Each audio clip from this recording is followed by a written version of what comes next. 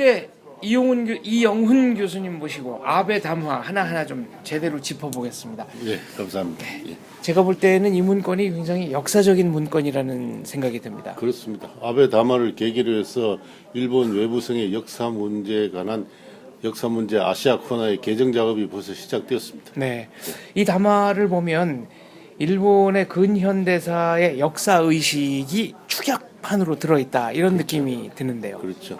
아베 수상 개인의 역사 인식만이 아니라 이 담화에 참여한 일본의 지식인들의 입장, 나가서 일본의 대다수는 아니겠습니다만은 다수 국민들의 정서를 반영한 담화다. 중대한 역사 인식의 전기가 발생했다 이렇게 생각합니다. 제가 이번 담화를 보면서 느낀 것은 이번 아베 담화의 역사 인식이 일본의 어떤 국내적인 시각에 국한된 것이 아니고 국제적인 맥락에서, 그러니까 국제인들, 세계인들이 객관적으로 승인할 수 있는 내용으로, 내용으로 이제 담화가 채워졌다는 점입니다. 그렇죠. 그 미국이 네. 가장 관심을 갖고 지켜봤을 것이고 판단하는데 고심을 했을 것이 미국 정부입니다. 네. 미국 정부는 아베 담화를 긍정했습니다. 그 아베 담화 속에는 직접적이지는 아니지만 간접적으로 두 차례나 미국의 책임을 거론했습니다. 네. 그러면서도 미국을 수용을 했다는 것은 아베가 세계를 향해서 담화를 발표했고 지금까지는 성공을 거두고 있다. 그렇게 이야기를 할 수 있습니다. 아베 담화를 통해서 나타난 이 대한민국 에 대한 언급, 요거는 어떻게 좀 봐야 되겠습니까? 아베 담화에 대한민국에 대한 직접적인 언급은 없습니다. 네, 식민 지배에 대한 언급이나 2차 대전에 대한 언급도 좀 이 대한민국과 연관지어서 한번 말씀해 이번 주십시오. 아베 담화는 형식적으로는 이전에 95년에 무라야마 담화, 네. 2005년에 고이즈미 담화를 개선한다고 했지만은 그 무라야마 담화와 고이즈미 담화는 식민지 지배와 침략을 네. 통절하게 반성한다고 했습니다. 다시 말해서 조선 지배를 통절하게 반성한다. 네. 그리고 한일 병합 100주년을 맞이해서 지난번에 간나오또 내각에서 한일 병합 100주년을 맞이해서 한국 병합은 잘못된 것이다 했죠. 네. 2010년이요. 예, 네. 그걸 다 취소했습니다. 네. 취소를 하고 아베 담화 첫 부분을 보면은 19세기까지 올라가서 당신은 제국주의 시대였다. 열강의 아시아 식민지 지배 속에서 일본은 식민지화를 면하기 위해서 입헌 정치적 개혁에 성공한 유일한 나라였다. 네. 그리고 노일 전쟁을 통해서 노일 전쟁에 승리를 해서 아시아, 아프리카 인민에게 용기와 희망을 주었다. 그것만 우리 일본의 한국 병합은 노일 전쟁의 일종의 전리품이었죠. 네. 그거를 정당화한 겁니다. 그래서 한국 문제에 대해서 직접적으로 언급을 하지는 않았지만은 당시로서는 지금 와서 보면 불행하기도 했지만은 일본으로서는 불가피한 선택이었다. 그런 것을 명확히 하고 그 점에 대해서는 더 이상 사과하지 않겠다는 걸 확실히 했습니다. 지금이야 뭐 역사적인 평가가 좀 달라지기는 했습니다만은 당시만 해도 러일 전쟁은 아시아가 유럽을 상대로 싸워서 이긴 최초의 승전이었죠. 그렇죠. 뭐 일본이 이길 것이라고는 누구도 생각하지 않았습니다. 네. 당시에 나온 여러 가지 신문 기사나 그림을 보더라도 조그마한 어린애가 큰 거인을 상대로 해서 이제 권투를 하는 네. 이런 장면들이 자주 묘사되고 했죠. 그래서 일본이 도저히 이길 수 없을 것이라고 생각했고 또 러시아가 또 완전히 패배했느냐 그런 것도 아닙니다. 네. 러시아는 이 전쟁을 굳이 계속할 그 이유를 못 느꼈고 러시아 국내에 벌써 혁명 정세가 또 시작되고 하니까 그냥 전술적으로 전략적으로 철수를 한 겁니다. 예. 그렇다면은 일본에게 우리가 식민지배에 대한 사과를 하라고 요청하는 게 옳은 태도입니까? 아니면은 보다 지금까지 저 김영삼 정부 이래로 그런 역사 외교를 펼쳐왔습니다. 네. 그러나 아베는 더 이상 그러한 역사 문제를 둘러싼 사과는 하지 않겠다는 걸 이번에 명확히 했고 그에 따라서 한국 입장에 대한 한국과 역사 관계에 대한 일본 외교부의 그 입장 정리가 지금 개정 중에 있습니다. 문제는 국제사회의 여론이 식민지배 사과 문제에 관한 대한민국보다는 일본 쪽으로 조금 기울어지는 이런 징조가 보인다는 겁니다. 그러니까 일본 정부가 처음부터 사과를 안 한 것이 아니라 네. 지난 20년간 해왔기 때문에 다른 워싱턴 포스트나 뉴욕 타임즈 같은 데서도 그런 입장이 은근히 비춰졌습니다만은 더 이상 역사 문제를 갖고 분쟁화하지 않았으면 좋겠다는 국제사회의 바람이 있는 것도 사실입니다. 미국의 백악관이 아베 담화를 승인한 것에는 그러한 한국 정부에 대한 바람도 포함되어 있다고 생각합니다. 이번 아베 담화 말미에 일본이 대한민국을 더 이상 맹방, 우방, 전략적 동반자로 생각하지 않겠다라는 이런 그 뉘앙스의 문장이 좀 보였습니다. 뉘앙스가 아닙니다. 이거는 외교적으로 확실한 일본 정부가 몇 개월 전인가요? 인권, 자유, 네. 민주주의, 인권이라는 기본적 가치를 공유하는 나라의 명단에서 대한민국 정부를 삭제를 했습니다. 어떤 의미입니까, 이건?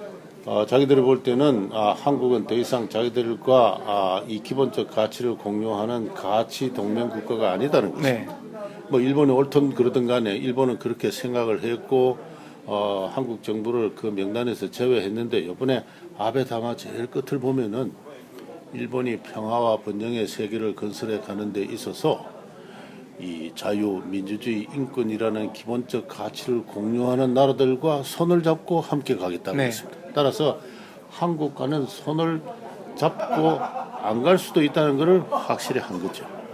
굉장히 이번 아베 담화의 핵심은 한국 정부에 대해서 던지는 질문이 숨겨져 있는데 그 마지막 부분에 무서운 질문이 숨겨져 있습니다.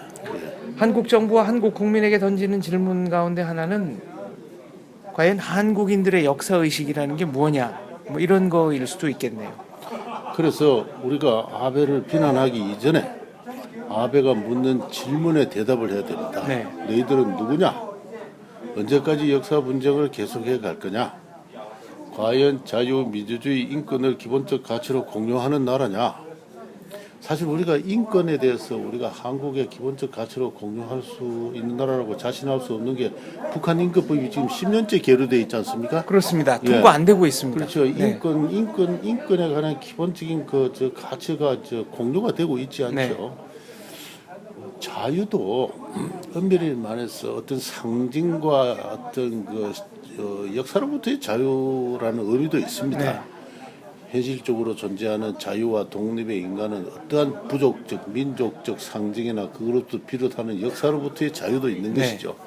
그래서 우리가 역사에 계속 매달려 있는 한 엄밀한 자유의 국가라고 볼 수도 없습니다. 그래서 아베가 묻는 질문, 너희 나라는 과연 자유, 민주주의, 인권의 기본적 가치를 공유하는 나라냐 하는 그 묻는 매서운 질문에 우리 스스로가 지금 대답할 차례입니다. 민족주의라는 게 자기 눈에 보이는 친한 사람, 자기와 가까운 사람에 대해서 정서적 친연성을 느끼는 거라 이게 굉장히 거센 감정인데 사실은 그렇죠. 감성이죠. 이념이라기보다는 감정 상태 아니겠습니까? 그렇죠. 감성의 범주입니다. 네, 그런데 교수님께서는 어떤 강연에서 민족주의라는 말을 부족주의라는 말로 바꿔보자. 네. 그러면은 민족주의라는 말이 지닌 여러 가지 그 허구적인 면모 이게 여실히 드러난다 이렇게 말씀하셨습니다. 그렇습니다. 민이라는 거는 원래 부민입니다. 네. 부민. 부라는 거는 민을 조직하는 행정 체제를 말합니다. 네. 조선왕조 시절에 서울은 5부로 이루어졌어요. 5부로. 그 세종이 부민 고소 금지법을 만들었는데 백성은 수령이 아무리 잘못해도 고소할 수 없다는 네. 법을 만들어냈죠. 그 부민이라는 것은 바로 민입니다. 근데 그 부라는 어디서 나왔느냐면 부족에서 나온 거예요. 네. 그 옛날에는 전부 부족 단위로 시족사회, 이렇게, 네, 부족사회. 그래서 민이라는 거는 네. 부민이고 우리가 민족주의라고 하면은 그 본질적인 어떤 로직이나 감정은 부족주의와 동일합니다. 근데 이번에 이제 박근혜 대통령의 광복 70주년 연설을 보면은 바로 아베 담화 다음날 발표됐지 않습니까? 철저한 민족주의적 어떤 연설이에요. 제가 하나 좀 지적하고 싶은 것은 이 대한민국 사람들은 조선 왕조가 마치 번영의 어떤 전선을 달리던 국가였고 백성들이 나름대로 잘 먹고 잘 살았는데 외세가 부당하게 들어와서 조선 왕조를 무너뜨리고 식민지로 삼았다 이런 인식입니다. 그렇죠. 그게 뭐 어릴 때부터 그런 민족주의 교육을 받아왔죠. 그런데 네, 조선 왕조 말기 구한말 대한제국 때만 해도 굶어 죽는 사람이 굉장히 많았다는 게 역사적 진실 아니겠습니까? 그렇죠. 그 좀 더 엄밀하게 말씀드리면은 개항이 되기 전에 그렇습니다. 네. 개항이 되고 나서 굶어 죽은 사람은 없습니다. 예. 개항되기 전에 폐쇄 경제죠. 예.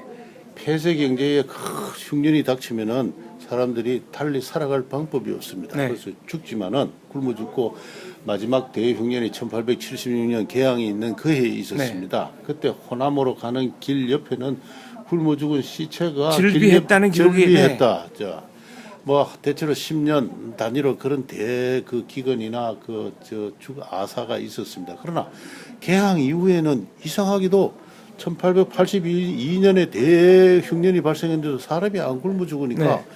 어떤 양반의 일기를 보면은 이상하다. 예전에는 많이 굶어 죽는데 왜 안 죽었느냐 보니까 바깥에서 쌀이 수입되는 겁니다. 네. 뭐든지 팔 건이 있거든요. 소도 네. 팔아도 되고 돼지도 팔아도 되고 뭐 뭐든 팔아서 수입을 하니까 그래서 시장 경제가 되면은 사람이 안 굶어 죽는다는 좋은 예를 우리 역사 속에서 발견할 수가 있습니다. 아, 북한이 생산성이 낮아도 굶어 죽는 사람 없이 최근에 이렇게 버티고 있는 것도 바로 그렇죠. 시장의 힘이죠. 시장의 힘, 개항했기 때문에 그렇죠. 중국과 대한민국에서 물건이 들어가니까 가능한 거예요. 그렇죠. 뭐라도 팔 게 있을까 네. 하면 하다못해 고철이라도 모아서 팔면은 네.